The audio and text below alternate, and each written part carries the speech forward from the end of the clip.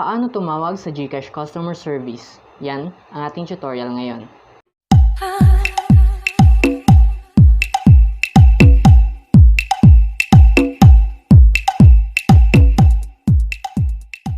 Hi mga kawapo! Welcome back to my YouTube channel.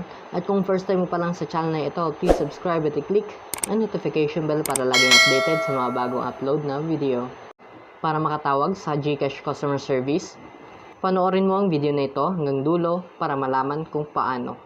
Gamit ang inyong cellphone, pumunta lamang sa inyong dial pad at i-type ang 2882 at start ang call. At antayin lamang mag-ring. Hi, thank you for calling Gcash. So ayan na po, shoutout muna sa maingay nating pusa. We currently have a limited number of agents who are available from 8 a.m. to 5 p.m. We are prioritizing critical transactions. Bali may problema ako sa pagbili ng load sa kanilang app kaya tatawagan natin ang CSR ng Gcash.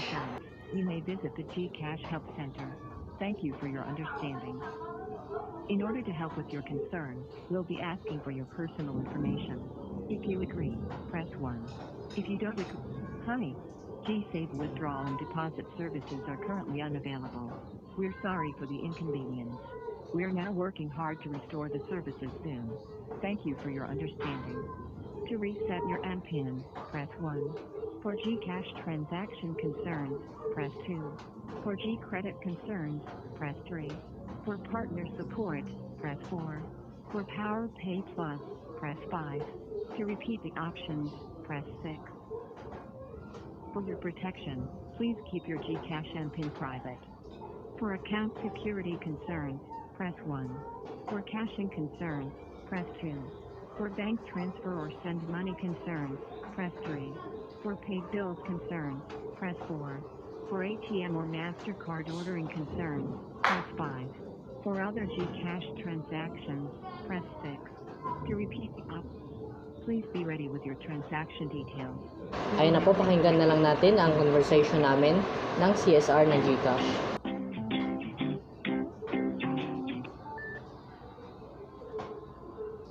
Thank you for calling Gcash. This is Kay. May I have your name, please? Hello po. Good afternoon. Hello, good afternoon.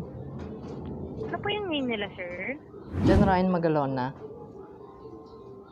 Hi, Sir Ryan. How can I help you today po? Bibili sana ako ng load sa Gcash gamit yung Gcash app. Pero once na mag-proceed na ako sa payment na bibilin ko na yung load, nag-e-error po siya. Bakit kaya? Pero hindi naman nakaltasan yung inyong Hindi naman. Gcash wallet. Okay po. So, pag ganyan kasi, sir, we do advise. Kasi sa ngayon, wala naman pong advice na meron kaming enhancement. Kailan po, nyo pa po ba itong na-experience, sir? Ngayon, kapag pag malapit na kapag malapit na maubos yung data ko, kasi meron pa naman ako natirang data, mga 20 MB ata. So, kapag ganun na, parang pababa na yung MB, nagaganon siya. Meron naman natirang MB eh. Okay po. Di ba meron, Sir, di ba meron kayong asterisk 143? 143, yes Oo. po. Pero bakit wala na yung Gcash dun? Pag ganun, sir, di ba mayroong ang options dyan, parang tatlo na lang. Tama po ba? Yung parang bagong promo. Oo. Meron po kayo makikita doon yung sa 0. Yung 0 yung pipindutin natin. Tapos number 6 si Gcash. Pa-check na lang po. Sige, check ko na lang. Nandun po si Gcash. Okay po. Kung hindi kaya sa app, sir, na mag-load, provide nyo na lang din sa next agent na makakausap nyo yung pinaka-concern natin. Okay po. Sige. Number 0, sir, ha? Diba, asterisk on part may number sign. Tapos yung 0 yung pipindutin. And then number 6 si Gcash. Okay po. Sige. Salamat. Okay. Once again po, this is Kay. Thank you for calling Gcash. You do have a great day and stay safe. Thank you po.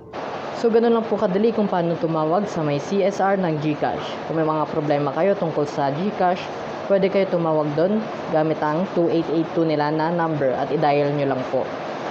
Hanggang dito na lang ang ating tutorial. Kung nakatulong sa iyo ang video na ito, mag-subscribe, mag-like at mag-share sa aming YouTube channel. Maraming salamat po.